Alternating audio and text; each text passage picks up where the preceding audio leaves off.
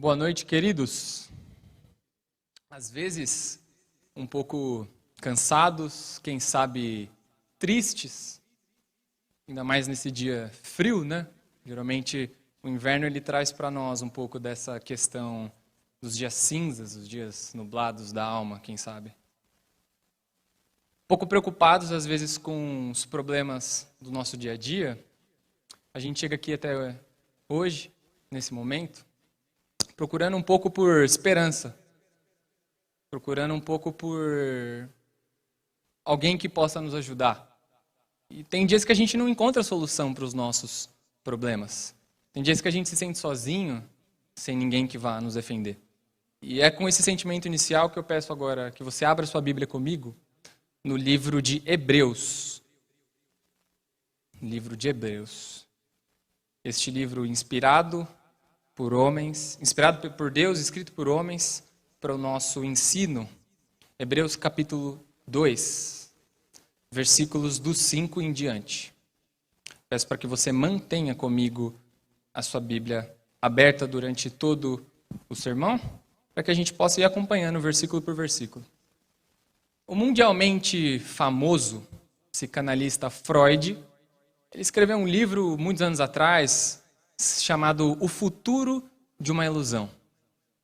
Esse livro está falando que todos os seres humanos, mas principalmente todos os seres humanos, para ele, religiosos, eles têm uma coisa chamada senso de paternidade. O que é esse senso de paternidade? É um desejo de atribuir para alguém a solução dos problemas da nossa vida. O desejo de atribuir a alguém essa responsabilidade dessa proteção de um pai. E a crítica que ele traz nesse livro justamente é dizendo que toda religião, ela traz então essa ilusão, por isso o nome do livro, de uma segurança para esse homem. Esse anseio, esse desejo por alguém que lhe socorra, é um sentimento comum, é normal para nós, seres humanos, que são religiosos. Até aí ele não está de um todo errado.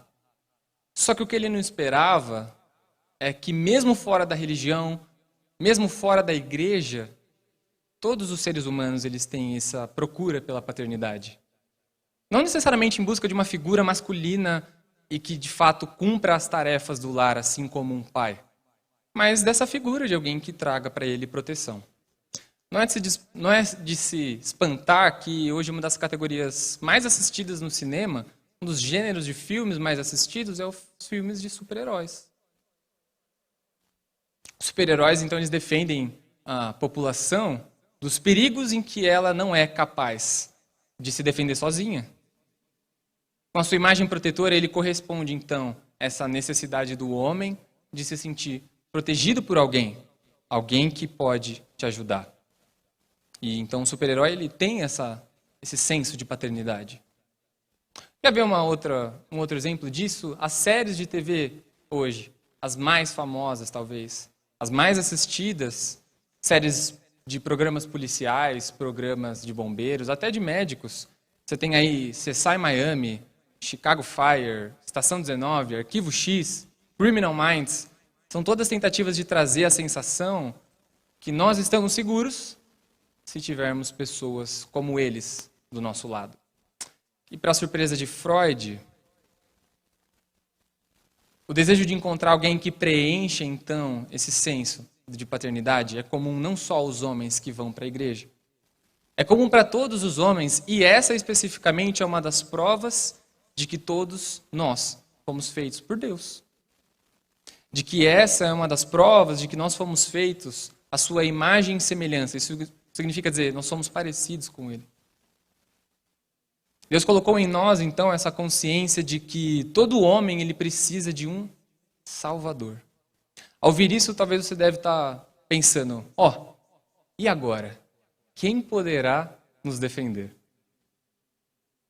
No final das contas, todos os seres humanos eles têm esse mesmo sentimento, não como fruto de uma análise psicológica, como uma análise da psique do homem, mas como fruto de uma imagem e semelhança.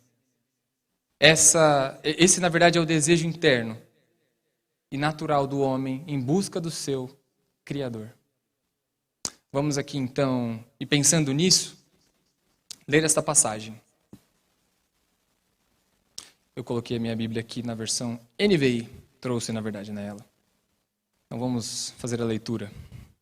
Versículos 5 em diante. Não foi a anjos que ele sujeitou o mundo que há de vir, a respeito do qual estamos falando. Mas alguém em certo lugar testemunhou dizendo: que é o homem para que com ele te importes? E o filho do homem para que com ele te preocupes? Tu o fizeste um pouco menor do que os anjos e o coroaste de glória e de honra. Tudo sujeitaste debaixo dos seus pés. Ao lhe sujeitar todas as coisas, nada deixou que não lhe estivesse sujeito. Agora, porém, ainda não vemos que todas as coisas lhe estejam sujeitas. Vemos, todavia, aquele que por um pouco foi feito menor do que os anjos, Jesus, coroado de honra e de glória, por ter sofrido a morte, para que pela graça de Deus, em favor de todos, experimentasse a morte. Ao levar muitos filhos à glória, convinha que Deus, por causa de quem e por meio de quem tudo existe, tornasse perfeito, mediante o sofrimento, o autor da salvação deles. Ora, tanto o que santifica, quanto os que são santificados, provém de um só. Por isso, Jesus não se envergonha de chamá-los irmãos. Ele diz: proclamarei o teu nome a meus irmãos, na assembleia te louvarei. E também, nele porei a minha confiança. Novamente ele diz: aqui estou eu com os filhos que Deus me deu. Portanto, visto que os filhos são pessoas de carne e sangue, ele também participou dessa condição humana para que, por sua morte, derrotasse aquele que tem o poder da morte, isto é, o diabo, e libertasse aqueles que durante toda a vida estiveram escravizados pelo medo da morte. Pois é claro que não é a anjos que ele ajuda, mas aos descendentes de Abraão. Por essa razão era necessário que ele se tornasse semelhante a seus irmãos em todos os aspectos, para se tornar sumo sacerdote misericordioso e fiel com relação a Deus e fazer propiciação pelos pecados do povo. Porque, tendo em vista o que ele mesmo sofreu quando tentado, ele é capaz de socorrer aqueles que também estão sendo tentados. Vamos ter agora uma palavra de oração?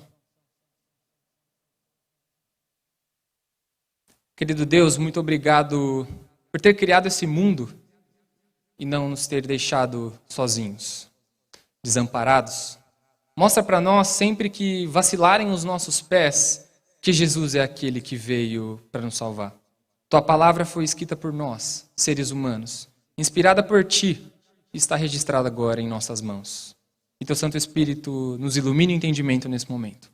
No nome poderoso de Jesus que eu oro. Amém. Vamos voltar então novamente aqui para o versículo 5, e é por isso que eu peço que você hoje deixe sua Bíblia aberta comigo. Não foi a anjos que ele sujeitou o mundo que há de vir, a respeito do qual estamos falando. Sabemos que Deus, no princípio de todas as coisas, ele cria o homem e a mulher. Ele cria então o primeiro casal. E que eles pecam, eles erram, pecar justamente desobedecer a Deus. E eles desobedecem a Deus, então, quando eles comem do fruto da árvore proibida. O plano salvador de Deus, registrado na história e através da Bíblia, é apresentar uma revelação progressiva, uma revelação passo a passo de quem é Jesus.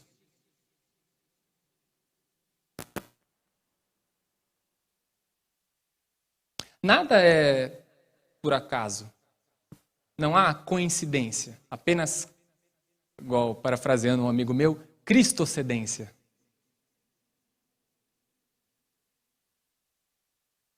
Cristo ele veio para perdoar os nossos pecados e mostrar para nós qual de fato é o modelo de vida que nós deveríamos ter, e um dia ele mesmo, o Cristo, virá nos buscar.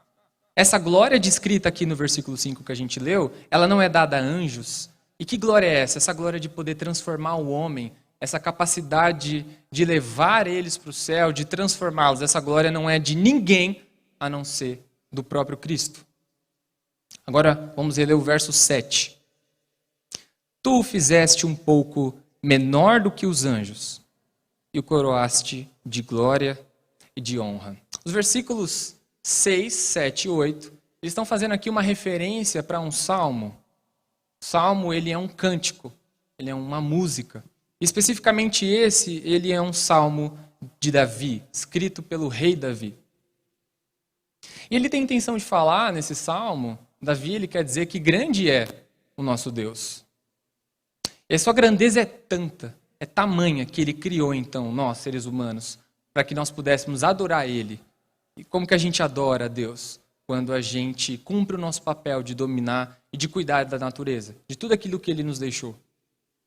Esse salmo ele foi escrito originalmente, para quem está tendo o primeiro contato agora com esse versículo, ele foi escrito numa língua que a gente chama de hebraico. E assim como todos os versículos do Antigo Testamento, tudo bem que tem alguns trechos ali que são em aramaico, que é uma língua bem parecida, mas a maior parte deles foi escrito ali, praticamente, vamos dizer ali, 95% em hebraico.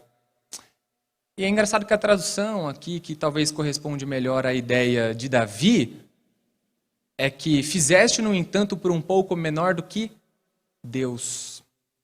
Davi ele utiliza aqui no original uma palavra chamada Elohim. E Elohim, além dos diversos significados que ela tem, o principal delas, não, o principal significado dessa palavra é Deus.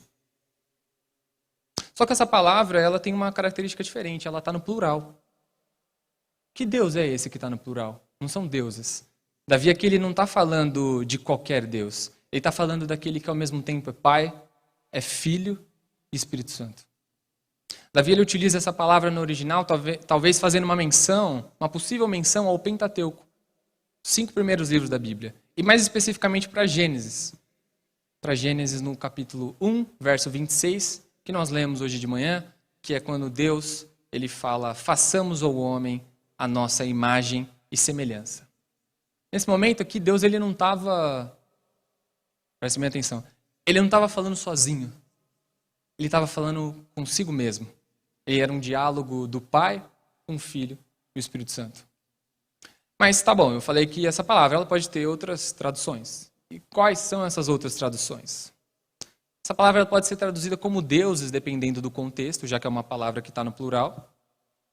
E ela pode ser traduzida também como seres celestiais. Ou seja, o autor de Hebreus, ele não está errado em colocar anjos aqui, já que foi feita uma tradução. Então a gente tem o Antigo Testamento escrito em hebraico, o Novo Testamento escrito em grego. Quando foi feita essa tradução, parece que essa palavra mudou um pouco. Parece que a gente vê aqui agora, quando ele faz a referência ao Salmo 8, ele troca da palavra hebraica Elohim para ângelos, que significa anjos. Bem parecido, né? O som dessa palavra. E pode significar anjos ou seres celestiais. Tá, mas aí você pergunta, o que está acontecendo aqui? O autor ele quer ressaltar que, assim como o homem ele foi feito menor do que Deus, assim como o homem ele foi feito menor que os anjos, assim como o homem ele foi feito menor do que esses seres celestiais, Jesus ele passou por essa mesma condição por um pouco de tempo. Ele se encarna como um homem nessa terra. Não há dúvidas para que, quando a gente olha então para esses versículos, a gente enxergue tanto a figura do homem quanto a figura de Cristo. No relato da criação do mundo, a gente vê que Adão ele tem a responsabilidade de cuidar daquilo que Deus deu para ele. Tudo aquilo que tivesse debaixo da planta dos pés dele era de responsabilidade de Adão. E o dever que ele tinha era justamente cuidar, era manter, era proteger o jardim. Essa era a tarefa de Adão. Só que Adão ele viveu nessa condição por pouco tempo. A Bíblia nos fala que Adão, quando ele cobiça, junto com Eva, do fruto, que a partir daquele momento, então, o homem, em Gênesis 3, ele passaria a plantar e a colher tudo com suor, lágrimas e espinhos, tudo aquilo que ele começaria a fazer, ele faria com dificuldade. Aquele que deu nome para os animais, agora ele teria medo das feras do campo. E por ela poderia ser atacado. Por isso a gente foi colocado naquele jardim, para cuidar. E por causa desse pecado, por isso nós fomos tirados dele. Nós perdemos essa comunhão inicial que nós tínhamos com o Pai e passamos a viver nossas vidas distantes, sem a capacidade de restaurar esse relacionamento, usando somente a nossa própria força. O desejo dele, naquele momento, em cobiçada do fruto, era justamente se livrar de Deus. Era ser o seu próprio Deus. Era não ter que prestar contas. O ser humano ele passa a dominar, então, de uma maneira falha. Tudo aquilo que ele fazia de maneira linda, de maneira perfeita, ele começa a fazer de uma maneira errada, de uma maneira pecaminosa, de uma maneira dolorida. Tudo aquilo que ele fazia antes, até o trabalho, que ele fazia com tanto prazer, ele começa a colher isso com dificuldade. Cristo é esse que veio em forma de homem, que não pecou, e um dia virá restaurar essa condição de uma vez por todas. 1 Coríntios, capítulo 15, versículos 45 ao 47, ele nos diz assim: assim está escrito, o primeiro homem, Adão, tornou-se um ser vivente. O último Adão, um espírito vivificante. Não foi o espiritual que veio antes, mas o natural. Depois dele, o espiritual. O primeiro homem era do pó da terra, o segundo homem do céu. Para que a vontade soberana de Deus ela fosse feita, para que de fato Deus ele pudesse corrigir esse erro de Adão, ele então envia Jesus. E aqui a gente agora lê o verso 8. O verso 8 nos diz assim: tudo sujeitaste debaixo dos seus pés. Ao lhe sujeitar todas as coisas, nada deixou que não lhe estivesse sujeito. Agora, porém, ainda não vemos que todas as coisas lhe estejam sujeitas. Todas as coisas só estarão completa e perfeitamente aos pés e ao senhorio de Cristo, quando ele vier e fizer novas todas as coisas. Jesus é o homem-Deus que, se despindo de sua divindade, ele vem para essa terra como um homem. Ele assume roupa e aparência humana para morrer em benefício de muitos. Olhando novamente para Gênesis 3, Jesus ele cumpre a promessa de que ele seria então a semente, que ele seria a descendência da mulher e que ele seria ferido no calcanhar, que ele teria que morrer. Só que a história ela não termina aí. Graças a Deus que a história ela não termina aí. Porque ele triunfa sobre o mal, ele esmaga a cabeça da serpente com um golpe fatal e um dia ele voltará para buscar todos aqueles que de fato creem no seu nome. A gente deve olhar para Jesus e enxergar nele um exemplo, enxergar nele então o segundo Adão. O primeiro Adão, aquele que errou, homem, feito do pó, assim como eu e você. Jesus ele também foi feito homem do pó, assim como eu e você, mas ele era Cristo, ao mesmo tempo em que ele era homem. E por isso ele é o exemplo perfeito de obediência.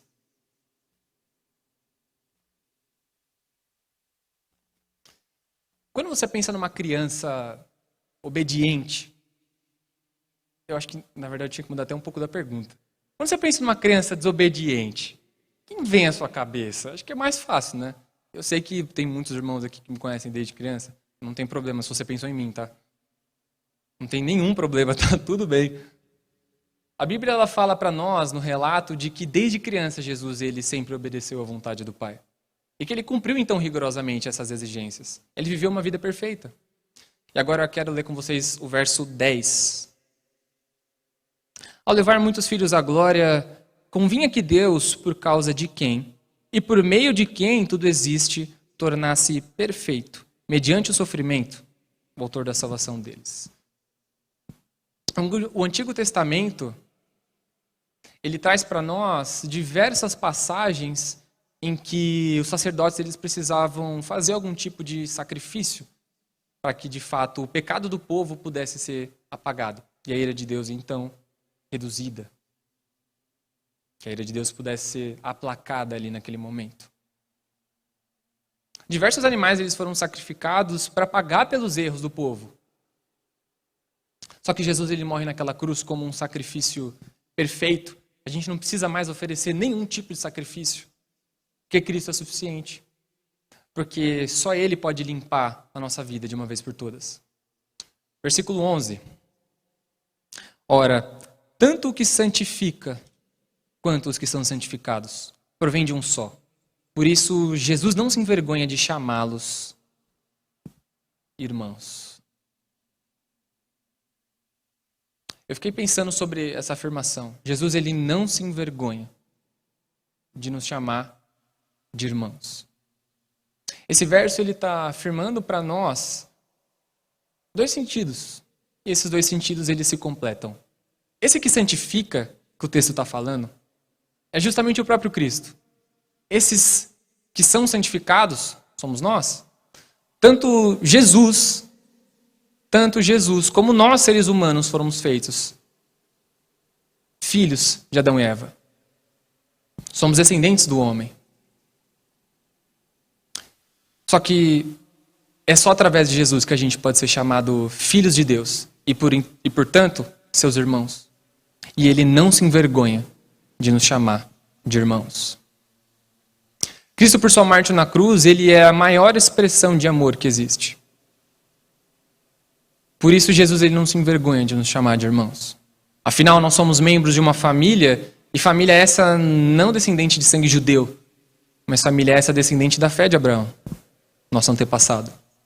Versículo 12. Ele diz: proclamarei o teu nome a meus irmãos, na assembleia te louvarei. Aqui a gente tem mais uma referência, mais um salmo. Dessa vez é um salmo também escrito por Davi, mas salmo de número 22. Mais uma vez aqui Davi escreve que ele cantaria louvores quando os irmãos dele estivessem reunidos, e ele cantaria louvores adorando a Deus. Esse verso aqui de Hebreus, ele está falando para nós que Jesus ele estava agindo nesse momento, em toda a sua vida, como Davi. Que ele viveu no meio de nós, seus irmãos, e que ele declarou que somente o Pai dele, e agora nosso Pai, é digno de todo louvor, de toda adoração. E que a profecia do Messias, o Salvador prometido, ela se cumpre na pessoa de Cristo Jesus. Versículo 13. E também nele porei a minha confiança. Novamente ele diz: aqui estou eu com os filhos que Deus me deu. Aqui tem mais um texto citado pelo autor de Hebreus e que dessa vez mostra mais uma dessas profecias. Mais uma vez o Antigo Testamento apontando para Jesus. E essa referência então ela está em Isaías capítulo 8, versos 17 e 18. Assim como Isaías foi um profeta e que falava da parte do Senhor para o povo, revestido da autoridade do Espírito Santo. Assim como Isaías, ele esperava no Senhor e ele colocava toda a sua confiança no Pai. Jesus foi esse que, quando esteve na terra, com aqueles que o Pai lhe havia confiado, ele coloca a sua esperança em Deus. E ele não desampara o seu povo. Agora, versículo 14. Portanto, visto que os filhos são pessoas de carne e sangue, ele também participou dessa condição humana, para que por sua morte derrotasse aquele que tem o poder da morte, isto é, o diabo. Jesus ele participa, ainda que por pouco tempo, dessa mesma condição que eu e você temos hoje. Ele teve um corpo em forma de um homem. Ele era feito de carne e osso, assim como eu e você somos feitos. É dessa forma que Jesus, filho de Deus, ele derrota Satanás em sua morte de cruz. É na morte de Jesus que nós temos vida. E é pelo fato dele ter ressuscitado que um dia nós podemos ter essa certeza de que com ele ressuscitaremos. Essa é a nossa maior esperança. Versículo 15. E libertasse aqueles que durante toda a vida estiveram escravizados pelo medo da morte. Jesus é esse que traz liberdade, então. O único capaz de trazer a liberdade para nossas vidas. Jesus é esse que pode oferecer essa segurança verdadeira. A nossa escravidão é justamente fazer os desejos do nosso coração. De novo, a nossa escravidão é justamente fazer os desejos do nosso coração. E aquilo que existe de mais maravilhoso é saber que quando nós somos escravos do amor de Jesus, que nós meditamos na palavra que Ele nos deu, que nós de fato procuramos viver a vida conforme Ele mesmo viveu, tendo Ele como o nosso exemplo de segurança, nosso exemplo de vida, é a partir daí que a gente começa de fato a experimentar uma vida verdadeira. É a partir daí que a gente começa a não se sentir mais desamparado. A gente não busca mais, a partir de nós mesmos, a solução para os nossos problemas. E a gente começa a olhar para Cristo. A internet ela tem diversas mensagens de um pregador que eu gosto muito, que é o Paul Washer. Não sei se alguns irmãos já ouviram falar. Mas ele aponta num desses sermões, para as duas maiores palavras da Bíblia. Não é paralelepípedo e não é inconstitucionalissimamente. Essas duas palavras elas têm um significado muito maior do que de fato o seu tamanho em letras. Vamos ler então o versículo 17. Por essa razão era necessário que ele se tornasse semelhante a seus irmãos em todos os aspectos, para se tornar sumo sacerdote misericordioso e fiel com relação a Deus e fazer propiciação pelos pecados do povo. Essa palavra que a gente leu, propiciação, ela tem a ver com um ato magnífico, um ato maravilhoso de Jesus de suavizar, reduzir, abrandar, aplacar a ira de Deus. Quando eu e você nós pecamos, quando eu e você nós erramos, não pense que Deus ele seria um justo juiz se ele nos livrasse da causa. Ele precisa de fato punir alguém. E esse alguém foi punido foi Jesus. Ele que teve seus pés e mãos cravados por pregos, que teve de fato esses membros que se atravessaram e ficaram pendurados com o peso do seu próprio corpo naquela cruz, que foi ferido, que foi chibateado, que foi cuspido, que foi esmurrado. Por si só, essas são dores suficientemente agonizantes e causadas pelo próprio homem. Só que ter carregado esse cálice da ira de Deus, de fato ter carregado sobre os seus ombros o peso da responsabilidade de pagar pelos nossos pecados, essa foi a maior dor que Jesus ele podia sofrer naquela cruz. Ali ele carrega o peso do nosso pecado e sofre a condenação no nosso lugar. Fomos propiciados, feitos justos pela morte de um único e verdadeiro justo. O que garante a nossa salvação, ela é somente a obra de Deus. É obra do próprio Deus de fato, enviar o seu Filho Jesus para morrer no nosso lugar. Essa capacidade de sair desse buraco que a gente se enfiou, de lama, de pecado, de imundícia, essa capacidade ela não está nos nossos próprios méritos, no nosso próprio agir. Graças a Deus por isso. Quantas vezes você já falou alguma coisa que você se arrependeu para sua mulher? Quantas vezes você, mulher, já falou alguma coisa que você se arrependeu para o seu marido? Quantas vezes eu, como filho, não falei coisas que até hoje eu me arrependo de ter falado com meus pais? E quantas vezes vocês que são pais já falaram coisas que vocês se arrependeram de falar para os seus filhos? Tudo aquilo que tem de ruim, sou eu. Eu mesmo. E tudo aquilo que é de bom em mim é Cristo. Somos feitos filhos de Deus, agora irmãos mais novos de Jesus. Olha só que notícia maravilhosa. A gente faz parte agora da família de Deus. A Bíblia aqui nesse versículo 18, que é o último, ela diz que Jesus foi tentado e que agora ele é capaz de socorrer aqueles que estão sendo tentados. Eu queria meditar especificamente sobre esse último versículo. Nós, seres humanos, somos tentados todos os dias. Tentação é justamente ceder para o nosso coração. É de fato fazer aquilo que muitas vezes a gente não tem coragem de dizer, mas que de fato era aquilo que a gente queria que acontecesse. É aqui que eu quero trazer uma frase que alguns adolescentes já devem ter me ouvido falar, e para não ficar muito cansativo, mas eles vão ouvir de novo, desculpa aí. Mas eu vou explicar primeiro um pouco sobre o que é essa frase em si. Essa frase é o que a gente chama na filosofia de silogismo. Silogismo, ele é uma forma de você fazer uma afirmação com base em outras afirmações. Ou você pode fazer uma negação com base em outras negações. E aí, você quer um exemplo de como isso acontece na minha e na sua vida? Quando a gente era criança e a gente tentava dizer que as nossas ações elas não eram tão erradas, quando a gente baseava no fato de que meu amigo também fez isso. De que, de fato, eu não estou sozinho nessa. Mãe, olha só, eu quero comprar esse negócio aqui porque fulano também tem. E aí a gente ouve aquela fatídica frase que toda boa mãe brasileira fala, que é: você não é todo mundo. Mas então vamos para essa frase. Essa frase ela é encontrada em alguns livros de filosofia e eu queria explorar ela um pouquinho. Ela diz assim: Sócrates é homem. Todo homem é mortal. Logo, Sócrates é mortal. Pode parecer que não vai levar a lugar nenhum a gente ouvir essa afirmação aqui agora nesse primeiro momento. Eu não quero trazer isso daqui como uma simples curiosidade, mas eu queria que a gente pudesse enxergar como isso pode ser útil de fato para nós. Agora que a gente já leu esse conceito, vem a reflexão. Jesus foi tentado.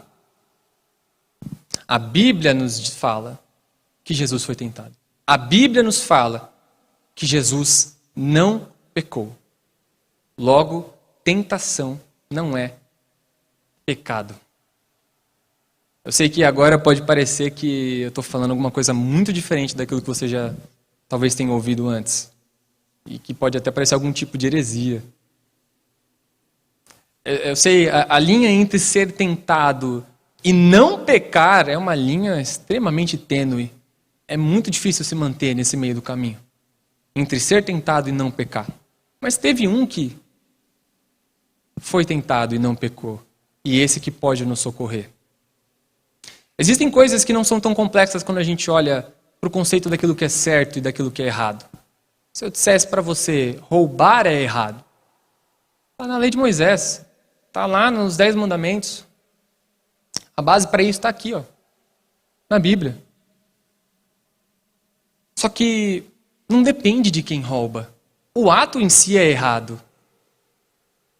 Mesmo se fosse, e aqui eu quero que vocês caminhem comigo nessa reflexão, mesmo se fosse Jesus quem tivesse roubado, o ato de roubar é um ato pecaminoso, é um ato errado. Não depende de quem fez, mas depende daquilo que foi cometido. Qualquer um que roubar, ele vai estar de fato desobedecendo a lei de Deus. Aquilo que é errado, ele é errado não porque foi alguém errado, não só, muitas vezes, né? Mas aquilo que é errado porque a ação em si é errado. A Bíblia afirma para nós que Jesus não pecou em nada. 1 Pedro 2:22. E que mesmo ele tendo sido pecado, esse texto está falando para nós, Cristo não pecou. A tentação ela pode conduzir para o pecado porque ela nos aproxima daquilo que está no fundo do nosso coração. Porque ela aproxima aquilo que de fato tem dentro de nós, aquilo de mais errado, aquilo de mais feio, aquilo de mais vergonhoso que a gente herdou lá em Adão e Eva, quando eles erraram. E isso aqui que eu estou falando não é para diminuir o fato ocorrido, não é para dizer que Jesus não enfrentou grandes problemas. Muito pelo contrário. Aqui o que eu estou querendo dizer é que, na verdade, ele passou pelos mesmos problemas que eu e você nós passamos. Essa mesma tentação real. Porém, ele foi perfeito. Em nada ele se deixou levar. Em nada ele pecou. Ele venceu tudo. Tem um autor que ele fala justamente sobre essa questão da tentação, lá em Mateus 4, a tentação de Jesus no deserto, quando Jesus foi tentado pelo diabo. E esse pastor é o J. Will Packer. Ele é um pastor anglicano que, de certa forma, flertava muito mais com aquilo que hoje a gente chama de reformados, né? Cristão reformado, de fato, após a reforma lá em Calvino, Lutero. E ele descreve um pouco para nós o que é essa tentação e o que foi essa tentação de Jesus Cristo. E a primeira delas ele descreve com um termo que eu achei muito interessante, que ele chamou de autogratificação. Quando o diabo ele pede para que Jesus ele transformasse aquelas pedras em pão, ele está querendo ver se Jesus de fato acreditaria que naquele momento Deus estava cuidando dele, ou se ele estava se sentindo sozinho. Aqui o Filho de Deus ele faz uma citação de Deuteronômio 8:3, em dizer que nem só de pão viverá o homem, mas de toda a palavra que procede da boca de Deus, que procede da boca do Senhor. A sua resposta mostra como Jesus era dependente do Pai. O quanto ele confiava em Deus. E olha só que interessante, João 4:34 também vai falar para a gente que uma frase de Jesus que diz assim: a minha vontade é fazer a vontade daquele... Perdão. A minha comida é fazer a vontade daquele que me enviou e concluir a sua obra. O término daquele jejum que Jesus Cristo estava passando no deserto só terminaria quando o Pai lhe enviasse o final do sofrimento, para que ele de fato suprisse ele ali naquele momento. A gente não deve fazer as coisas da nossa maneira, e Jesus estava querendo nos mostrar que existe um certo tempo para tudo, um tempo correto das coisas de fato acontecerem. Aqui ele chama também, esse autor, essa segunda tentação de autoexibição. Quando Satanás pede para que Jesus ele se jogasse de um lugar muito alto, ele estava querendo ver se Jesus, ele acreditava tanto no Pai, a ponto de fato, os anjos virem para proteger Jesus, para que ele não morresse ali. O diabo ele faz, então, uma citação muito fora de contexto e muito específica do Salmo 91, versos 11 e 12, melhor dizendo. O objetivo que ele tinha ali naquele momento era testar a confiança de Deus. Era ver se, de fato, ele conseguia provocar o Filho de Deus. Ao pensar, será que se eu me jogasse daqui agora, será que eu seria protegido por Deus? Será que eu estou sozinho nessa? Sabe o que está acontecendo aqui? Se a gente voltar um pouquinho na história. O povo de Deus, lá no deserto, eles reclamavam tanto para Moisés, para dizer que eles estavam passando por problemas, para que eles estavam passando por dificuldades. E Moisés, por favor, ajuda a gente. Isso aconteceu de uma forma que Moisés ele deu o nome de um lugar até chamado Meribá. Está lá em Êxodo. O que Jesus ele quer ensinar aqui para a gente é que Deus ele é digno de confiança mesmo quando ele nos faz passar por dias difíceis. Mesmo quando nós não somos livrados dos nossos problemas. Jesus ele é digno de confiança. Ele quer mostrar que através do nome dele, aquele que estava atrás dele, o próprio Deus, ele é digno de toda a nossa confiança. E a última, terceira tentação, ele descreve como autoglorificação. Essa autoglorificação é justamente quando o diabo ele tenta Jesus para que ele cedesse ao poder. Para que quando Jesus se prostrasse aos pés do diabo, ele cedesse ao poder. Ele queria que Jesus não cumprisse o que Deus queria fazer através dele. Que Jesus não cumprisse de fato aquilo que ele tinha que fazer, desde antes da fundação do mundo. E aí ele fala assim, olha, eu sei que você vai dominar sobre todas as coisas, mas por que você não tenta dominar aqui e agora? Por que você não governa aqui e agora? Está vendo esse mundo? Eu te dou todo ele, tudo aquilo que há nele. Está mostrando que se Jesus tivesse cedido a essa tentação, de fato, e adorado a Satanás, isso indicaria que ele estava muito mais preocupado com o reino do homem do que com o reino de Deus. Só que Jesus, ele nos mostra uma outra coisa. João 6:38 vai nos dizer uma frase de Jesus que diz o seguinte: pois desci do céu não para fazer a minha vontade, mas para fazer a vontade daquele que me enviou. E finalmente a gente chega agora no versículo 18. Eu queria ler com vocês também.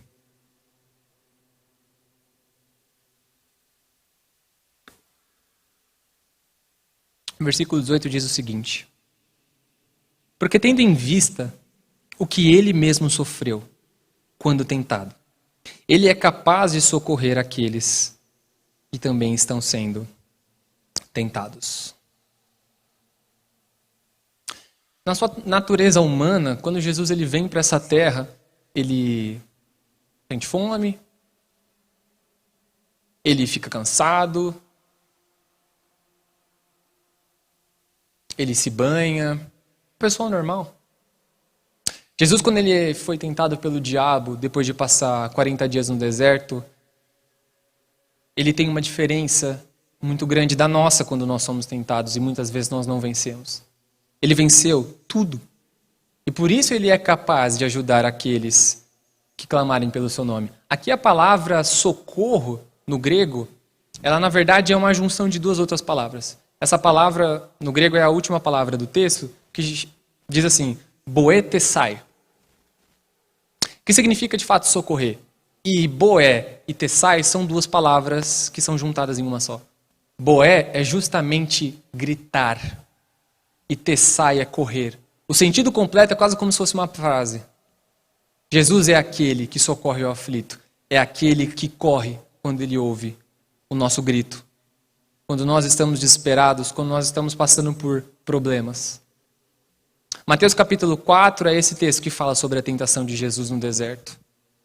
E sabe onde está, então, o nosso poder de fato vencer essa tentação? No versículo 1 de Mateus 4.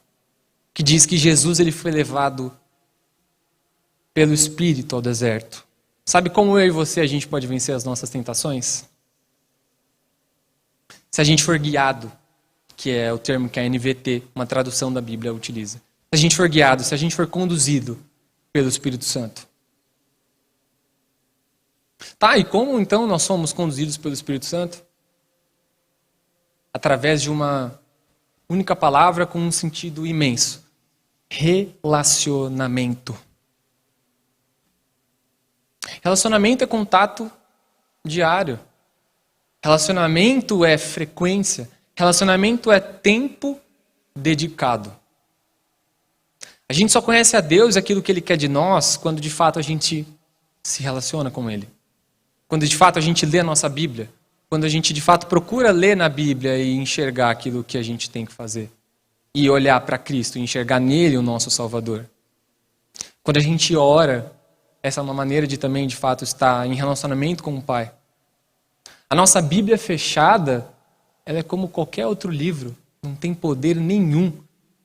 O poder não está, de fato, no papel, mas ele está no Espírito Santo. Quando ele, de fato, ilumina a nossa mente, o nosso coração, para que essa verdade ela fique fixa e para que a nossa oração seja: Deus, grave a eternidade nos nossos olhos.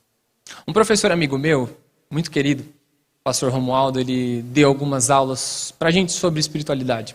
Uma das coisas que eu achei mais interessante é o fato dele ter mostrado como a oração ela está muito escassa nos nossos dias. Como de fato a gente se encontra longe de Deus, não só porque a gente não lê, porque muitas vezes a gente tem preguiça, porque muitas vezes a gente está cansado. Porque igual a missionária Simone falou hoje de manhã, muitas vezes a gente sai de manhã naquela correria de fazer tudo e a gente deixa de fato o mais importante, que era de fato ter um momento com o Senhor. Mas aqui o que ele fala sobre a vida de oração é que a gente precisa colocar os nossos pedidos aos pés da cruz. É assim como esse texto, no último versículo, na última palavra, é gritar por socorro. Às vezes a gente não fala daquilo que a gente está passando. E a gente não fala daquilo que a gente está passando para Deus. Só que muitas vezes a gente tem diversos amigos, a gente tem várias pessoas do nosso círculo, do nosso convívio, e a gente fala para eles aquilo que a gente está passando. Mas a gente não fala para Deus. A gente não grita, a gente não pede por socorro. Jesus é muito mais do que alguém que preenche esse vazio da paternidade que Freud tanto falava. Ele é muito mais do que um super-herói. Jesus é o nosso único Salvador. É esse que, tendo passado as mesmas coisas que nós passamos, esse é o único que pode nos socorrer. É o único que pode nos ajudar. Jesus é verdadeiro, seu conforto é real, seu perdão vai além dos céus. Nenhum monte é tão alto, nenhum vale tão profundo quanto o amor do nosso Deus. E aqui eu queria fazer agora um momento de reflexão. Queria que você, por favor, abaixasse a sua cabeça. E nesse primeiro momento ainda, eu só queria que a gente de fato ouvisse o nosso coração. Que a gente colocasse diante de Deus aquilo que nós estamos passando. Os nossos sentimentos.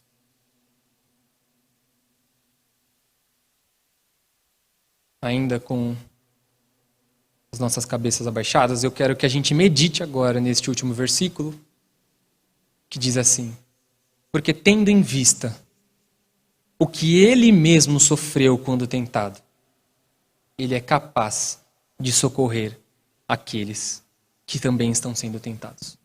A gente precisa olhar agora para esse versículo.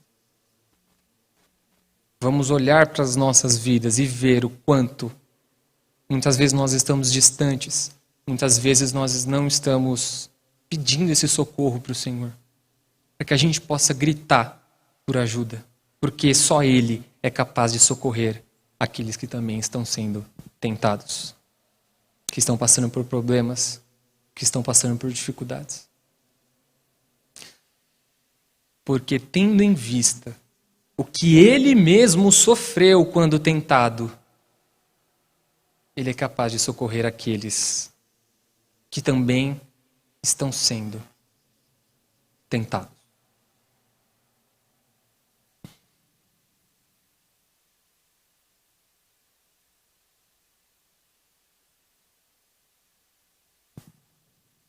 Porque tendo em vista o que Ele mesmo sofreu quando tentado,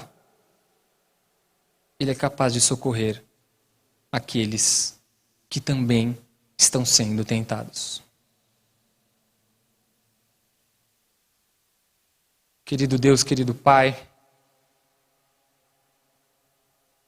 nos colocamos aqui novamente na Tua presença, porque nós não escapamos dos Teus olhos. Nós não escapamos da Tua onisciência.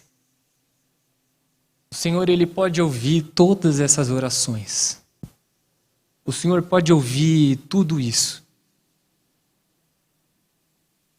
sem precisar dividir a atenção, sem precisar não ouvir alguém. O Senhor ouve todos aqueles que clamarem pelo nome do Teu Filho Jesus.